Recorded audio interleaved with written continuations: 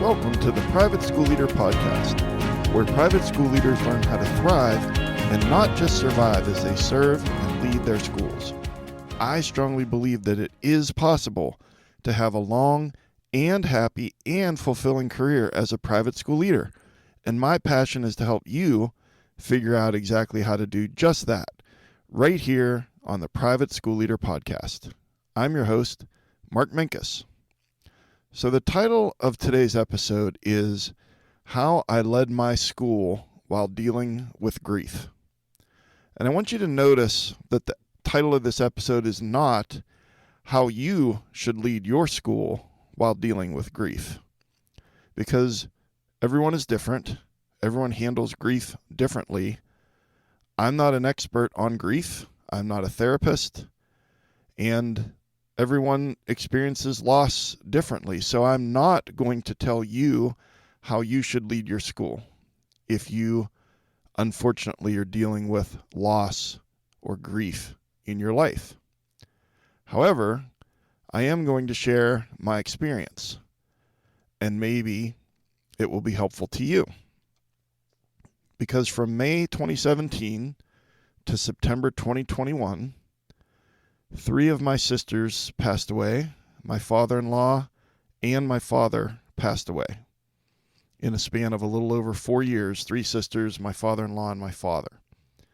And I hope that sharing my story will help you if you need to still show up every day and lead at school while dealing with grief and loss. But before we get into today's topic, I want to say thank you for listening to the podcast by giving you a free gift. And I've actually created a brand new resource for you, and it's called The 7 Steps to Having Successful Meetings with Upset Parents. This guide is an 11-page PDF that gives you a step-by-step plan to have better meetings with the parents at your school. So every good coach has a game plan, and every good teacher has a lesson plan, but I think that too many private school leaders don't have a plan when they sit down to meet with an upset parent. Well, now you have a plan, and you can grab this free guide at theprivateschoolleader.com/meeting. If you want to feel more confident and be less stressed when you meet with a parent, you just can grab the 7 steps to having successful meetings with upset parents by going to theprivateschoolleader.com/meeting, and I hope that it helps. In May of 2017, my oldest sister, Cathy, died of breast cancer. In June of 2018, my father-in-law died of pancreatic cancer. And 1 week later, my twin sister, Ruth, died of breast cancer. And then in February of 2019, my sister, Marcia, died from a heart attack. And then in September of 2021, my father died from COVID-19. So as I said at the top of the episode, in a little over 4 years, that's 3 sisters, my father-in-law, and my father. And I would say that my wife is definitely my best friend, but outside of her, my father-in-law and my father were my 2 best friends on this planet. And so 3 sisters and my 2 best friends other than my wife in a little over 4 years. And it was hard. It was really, really hard. And as a school leader, you know that there's a lot of people depending on you. And during that span of 4 years of grief and loss, I learned some things. And I learned some things about myself, but I just want to pass on to you today and these things that I learned, and then hope that you never, ever, ever need this advice. And so the few things, let's see, I have 6 things here that I learned when I was dealing with grief while still leading my school. And let's just run through them quickly, and then I'll break them down one at a time. Number 1, take the time that you need. Number 2, be a human being with your team. Number 3, talk to someone. Number 4, schedule what makes you happy. Number 5, expect the unexpected triggers. And number 6, lean on your faith and family. So number 1 is take the time that you need. And I'll be the first to admit that as private school leaders, I think that most of us rarely take time off, especially during the school year. And work invades the evenings, it invades the weekends. And some of that just comes with the job, but some of it is just us accepting that that's the only way there is. And I also think that sometimes, I know this is true about me, sometimes I would wear it as a badge of honor to never take a day off. And an example of that is in the early 90s, I had pneumonia. And I only missed one day of work. And I actually coached a basketball game on one of the nights that I had pneumonia. And I kind of bragged about it. And it was like, yeah, a little pneumonia is not going to keep me down, blah, blah, blah. And it's like, if you've listened to more than a few episodes of this podcast, that I've changed my ways. And I'm encouraging you that we don't have to wear that as a badge of honor. And so what about the bereavement policy at your school? If you have a bereavement policy and God forbid that a close person to you passes away, is it 3 days? Is it 5 days? When my sister Cathy passed away at my school, it's 5 days of bereavement for an immediate family member. And so when my sister Cathy passed away in May of 2017, I think I probably took like 1 day off for the funeral. And when my father-in-law and my twin sister passed away, it was late June and early July, and I was already off work at that time of year. But when my sister Marcia passed away in February of 2019, I actually took the 5 full days of bereavement leave. And then when my dad passed away in the fall of 2021, I also took the 5 full bereavement days. So what changed? Well, I figured out that the bereavement days were not just for the funeral. And I used to think that it was like, okay, well, the funeral's on a Tuesday, so I can be at work on Monday. But really, these bereavement days are for you to be sad and to be with family and to be away from work while you're sad. And I know that being away from work is hard and that there's this sense that, well, everything will fall apart if you're not there. And some of that might be true, but I think also some of it is pride in how important we are, and some of it is a lack of confidence in our people. And I wanted to share a little quick story about, I coach a school leader. She lives in Iowa. And this past summer, her husband surprised her with a trip. She found out, a couple of hours before they were leaving. Her whole family was in on it. Her sister was in on it. Her team at school was in on it. And she had just enough time to pack some suitcase or two and to leave for the airport. And this particular person, she had a very hard time letting go of things and always needed to know what was going on, and maybe didn't have enough confidence in her team, and always figured that everything was going to fall apart if she wasn't there. Well, when she left, her team had an email prepared, and they said, look, we've got this. We're not going to bother you. Just go on your trip with your husband and have a great trip, and everything will be fine when you get back. Well, it was fine when she got back, but what she learned the following, they were gone for a week, and then she came back on the Monday morning, and what she learned was, while she was away, a squirrel had chewed through some kind of cable and caused the power to go down. And it wasn't so much the power going down as it was when the power came back on and there was a surge. And I don't know if all the surge protectors didn't work properly or if that part was disabled or what happened, but it caused a huge problem in the school. The digital financial record backups were gone. All the software had to be reinstalled on every computer in the school. I mean, it was a big mess. But they did not reach out to her on her trip and tell her about it. And you know exactly what happened. They figured it out and they handled it. And then when she got back, they told her about it and everything had already been fixed. And she got to see how capable her team really was. And it made a change in what she thought was an impossibility, which was not being at school and that everything would fall apart, and really got to see things through that lens. But I really believe that sometimes it's hard to believe that unless we actually see it, but you don't need to go through a squirrel chewing through a cable and having an electric surge at your school, for you to stop and think about your team and to maybe evaluate our own egos and our own pride and remember that if we need to take some days because someone close to us has passed away, then we need to take those days. And bereavement time is a benefit that you've earned. And you might say, oh, well, yeah, I've earned this many days of PTO and I never take all my PTO. Well, that's a problem. But specifically with bereavement leave, I would strongly encourage you to take the time that you need. And that's coming from a person who originally did not take enough time, and then I did take the time, and it made a huge difference in me being able to be much more prepared to return to work.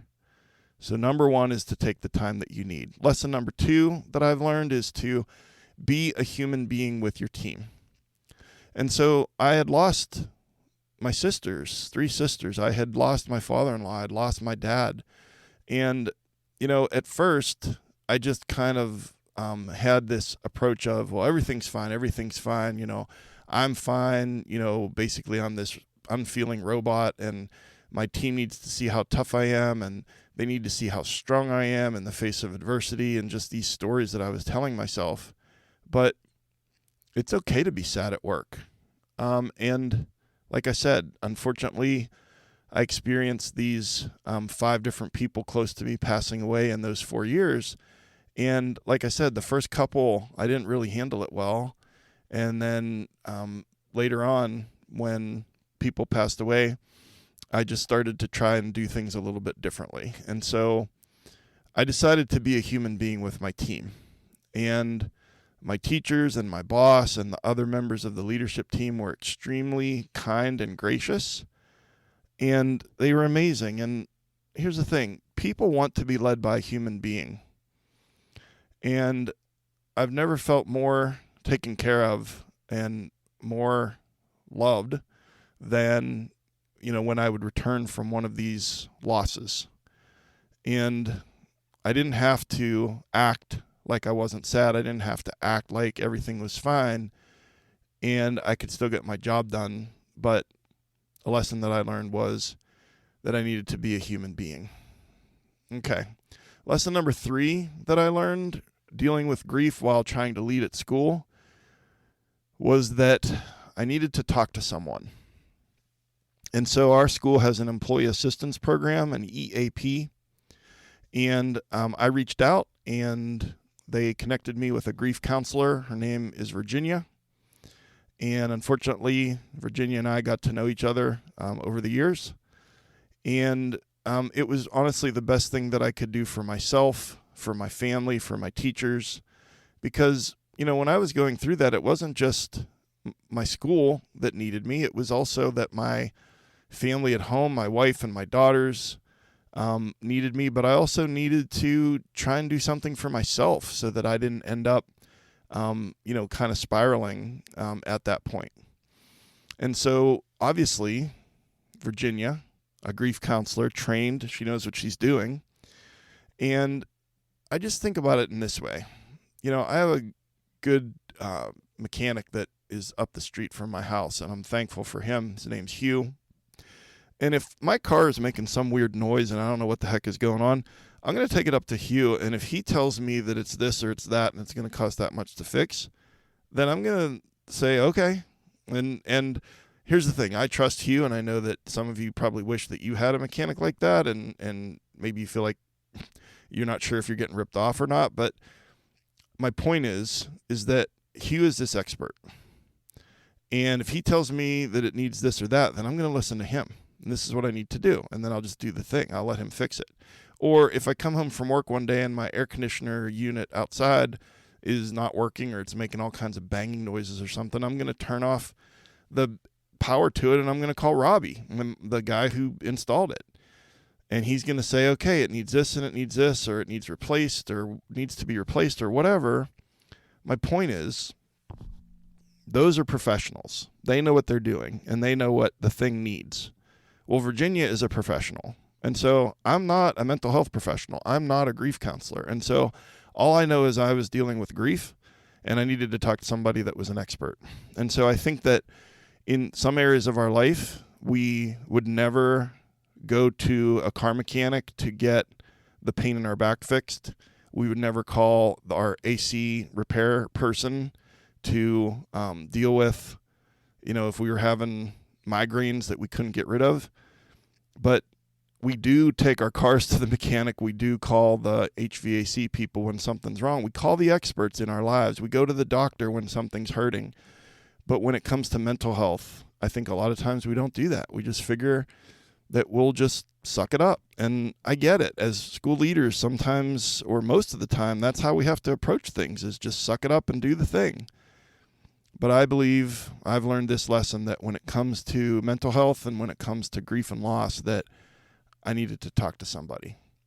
All right, on to lesson number 4. When you do return to school, schedule things that make you happy. So spending time with kids is what makes me happy at school. And so in my calendar, you've probably listened to episode 7, 4 productivity hacks for busy private school leaders. And one of those things was claim some white space on your calendar, where you schedule your good intentions. And I schedule things into my calendar each week, like, going to 4th and 5th grade homerooms, going to middle school homerooms, recess and lunch, club time, just some different things that are high visibility times where I can get out, but I can also interact with kids in a more informal setting, because that brings me joy. And so when I got back, I just made sure that I was getting a lot of FaceTime with the kids. And so the reason I bring that up is for 2 reasons. One, it's really good for you to do the thing that at work energizes you the most, brings you the most joy, and to just make sure that you have it. And here's why. Because when you get back from being off for bereavement leave, you're going to say, oh my goodness, I need to get caught up. And you're going to just grind that out, and you're going to just work really, really hard, but you're not going to get to those other things that would bring you joy. And so there can be a balance. I'm not saying that you're going to spend all day in kindergarten reading stories, but I think that a little bit goes a long way. And so a few intentional interactions with kids or whatever it is also outside of school that makes you happy. And I'll talk about that in a moment. But I want to share one quick story about something that happened when I came back after my sister Marcia passed away in February of 2019. And so my teachers had, if you've read my About page, you know that I'm kind of addicted to Coke Zero. Well, they had purchased a bunch of cases of Coke Zero, and they had made this wall next to my desk where I literally couldn't get to my chair because of all of the cases of Coke Zero. And they left me a beautiful note and signed it. But then that was amazing. And then the next day, our 8th graders, our school goes up to 8th grade. They said that they wanted to do something for me. And I guess they had been planning this while I was on bereavement leave. And so what they did was that they made a breakfast, and the only people that were invited were their homeroom teacher and myself. And it was this beautiful breakfast that they made and invited me to. And also they gave me 24 roses in this vase for my office. And they also purchased a brick paver. We have a sculpture at our school, and like many places, you can buy a brick paver with something engraved on it, and my sister Marcia's name in memory of Marcia Mills and the year, and from class of 2019. And so those were very, very meaningful. And, you've heard me say the quote before from Maya Angelou: people will forget what you said, they will forget what you did, but people will never forget how you made them feel. And that was actually the quote that I chose for that graduating class, because they made me feel loved and taken care of and welcomed, and that everything was going to be okay. And that was incredibly kind and sweet and generous on their part. But we know that there are things that got us into this as far as why we are private school leaders. And it has to do with kids, and it has to do with teachers and parents and trying to make a difference. And so my advice, I guess, unsolicited advice, would be schedule what makes you happy, and remember to just lean into these kids and to those interactions with kids. And then the last thing on this about schedule what makes you happy is also outside of school. So what is it for you? That if you completed this sentence, boy, I really wish I had more time to blank. Maybe it's stand-up paddleboarding. Maybe it's going for a walk or reading a book or spending more time outside. Whatever it is, we have these good intentions, and I know what you're saying. You're like, yeah, right, Mark, I really wish I had time to do that. Well, here's the thing. When you come back from bereavement leave, not only at school do you need to schedule things that make you happy and energize you a little bit, you need to increase the intentionality around the things outside of school as well that are going to bring you joy. Because you've heard of regression to the mean. Well, when you lose someone close to you, you're not at baseline when it comes to your mental health or your mood. And so those things can help move you back towards baseline. All right, number 5, the 5th lesson that I learned while dealing with grief while leading my school was to expect the unexpected triggers. So I told you that in 2018, my father-in-law passed away in late June from pancreatic cancer. And, I dealt with it pretty well. We had the funeral and I felt like I was doing really well in July and in August, and then it was back to school, and we got the first few days of school underway and all that kind of stuff. And then it was Labor Day weekend, and I remember, Labor Day weekend is usually the first big weekend for college football. And I remember sitting down on the couch and turning on the game that came on at noon, and all of a sudden it just hit me like a ton of bricks. And that's because my father-in-law and I, his name's Ken and I used to talk about college football all the time. And when I was out there visiting him, he's in Ohio, when he was visiting me, we would talk, we would watch college football. It was a big part of our relationship. And so sitting down on the couch that day, all of a sudden just hit me like a ton of bricks. And I was not expecting that. Like I said, expect the unexpected triggers. And so it could be a song. It could be a holiday event at school. It could be a restaurant. There's all kinds of things that can be unexpected triggers that bring up those emotions. And so what I've learned to do is to just kind of, when I was growing up, I was the youngest of 7 kids. My parents were always really busy. And I kind of was just taught that if you have big feelings, just kind of put a lid on it and push it down, and then you'll forget about it. And so that was kind of how I lived my adult life. But I would say that in the past several years, and that a lot of help from Virginia as the grief counselor, is to just kind of let it in, let those sad feelings in. That sad feelings and acknowledging them and feeling them is actually part of having good mental health. And to kind of sit with those feelings and just feel it, and it's okay to be sad, and maybe you need a little bit of time to yourself. Maybe you need a day here or there months later after that person passed away. Well, like I said before, we're not inclined to take those days, but I found it to be just something that maybe I didn't take a day off at that time, but I did learn that when the sad feelings come, instead of just pretending they're not there and putting a lid on it and pushing the box down, that it's okay to let in those sad feelings and to just sit with them and feel them and acknowledge them. And then it did make it easier for me to kind of move on to the next thing. All right. And then number 6, the 6th lesson that I learned while dealing with grief and leading my school is to lean on your faith and your family. So I'm a person of faith, and so I really leaned on God during those times, but I'm also a big family person, very close to my family. And so I leaned on my family as well. And you might not be a person of faith. You might not even believe in God, and that's fine. But if you're not, then if you don't have a faith to lean on, then your inner circle, your family, your friends, those people that you can count on when the times get tough. And so just lean on those people. And it was really hard for me to say yes to things when people were offering things that would try to take care of my family and me. And so I wouldn't say yes when people were offering a meal or a digital gift card to just go through do takeout at a restaurant or whatever, just to make things one less complicated thing in the day. You don't have to cook for the family. All right. But I told you that, again, unfortunately, over the course of those 4 years, I would say early on, probably the first 2 years, I'm fine, we're fine. No, that's nice of you to offer. But in year 3 and year 4 with those losses, I would be like, you know what? Yes, thank you so much. That's very kind and very practical. And they want to give love. They want to give generously and take care of you.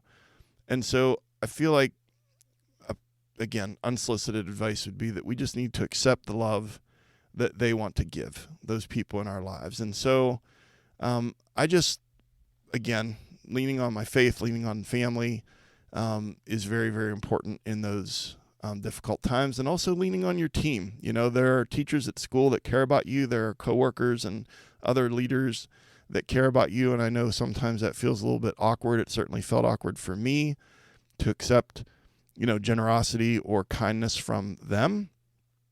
But I started to do that, and it makes them feel better, like they're helping, and it also makes you feel taken care of. And so maybe don't just immediately go into our principal mode or our head of school mode and be like, everything's fine. We've got this. Well, I learned that I didn't have this. And so I got help and did the things that I mentioned. And so before I kind of run back through those, I just want to say that, sometimes in life we look back and we wonder, how did I get here? It's almost like you climb Mount Everest and it's really, really hard. And then you get to Mount Everest and you look back and you're like, how did we even get up here? But when I look back over those 4 years, I don't know how I did that season in life, and still continued to, meet all my responsibilities at work and at home. And I really can't tell you how to do it. I can only kind of reflect a little bit on how I did it. And I hope that you never, ever have to deal with a significant loss and with grief while leading your school. But if you do, I just want to say what really helped me were these 6 things. Number 1, take the time that you need. The bereavement time, it's there. It's for you to not only go to the funeral, but also to be sad and process those emotions and be there for your family. Take the time that you need. Number 2, be a human being with your team. Your team does not want to be led by a robot, and it's okay to be sad at school, and it's okay for people to know that you're sad, and just be a human being with your team. Number 3, talk to someone. Probably the most important thing that I did during that time was to talk to Virginia, the grief counselor, and all the help that she, as an expert, was able to give me. Number 4, schedule what makes you happy. So when you do return to work, try and increase the things at work that bring you joy, and also things at home that bring you joy, and schedule them so that you can be intentional and make sure that those happen, especially shortly after you return from being off for the funeral. Number 5, expect the unexpected triggers. You'll be just going along with your day, and then all of a sudden something hits you in a certain way. And rather than do what I used to do, which is put the lid on the box and just shove the box down in there, is to just acknowledge those feelings. And acknowledging negative feelings is a sign of good mental health. And then number 6, lean on your faith and family. It's something that you can't do by yourself. I certainly couldn't do it by myself. And so we have other things in our lives, other people in our lives that want to help and want to care for us. And so I always like to end every episode with a call to action.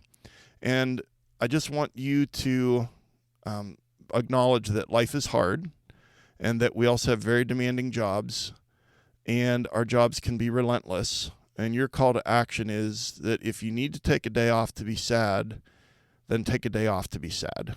And it doesn't have to be that it's a person in your family that died. It could be a pet. We had to put our 13-year-old dog down in March of this year. And so, just again, your call to action is if you need to take a day off to be sad about something, is to take that day off. So I want to wrap it up by reminding you that there's another free resource for you called The 6 Things That Every Private School Teacher Wants from Their Leader. And this is a 6-page PDF that could be a real game changer for you as you lead your school. And I guarantee you that if you do these 6 things, the teachers at your school will be happy to follow you. And you can get that guide by going to theprivateschoolleader.com/guide. And there are a bunch of free resources for you on my website, and you can check those out at theprivateschoolleader.com/resources. And if you're getting value from this podcast, I just would love to hear from you.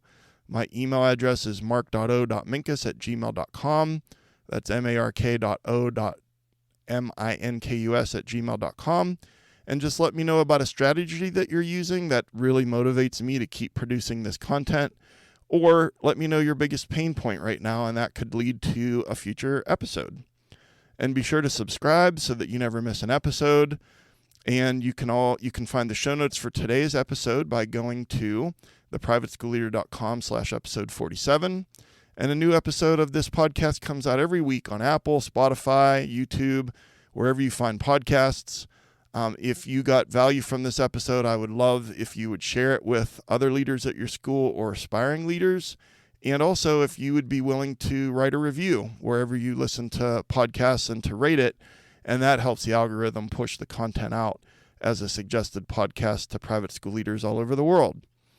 And then finally, you can connect with me on Instagram at @theprivateschoolleader or on Twitter at @thepsleader. And I've been your host, Mark Minkus. I just want to say that I appreciate you and all the hard work that you're doing at your school. Thank you so much for taking me along on your run or your commute or while running errands or walking the dog. I know your time is precious, and I really, really appreciate it. And so, thanks again for joining me. I will see you next time right here on the Private School Leader Podcast. And until then, always remember to serve first, lead second, and make a difference.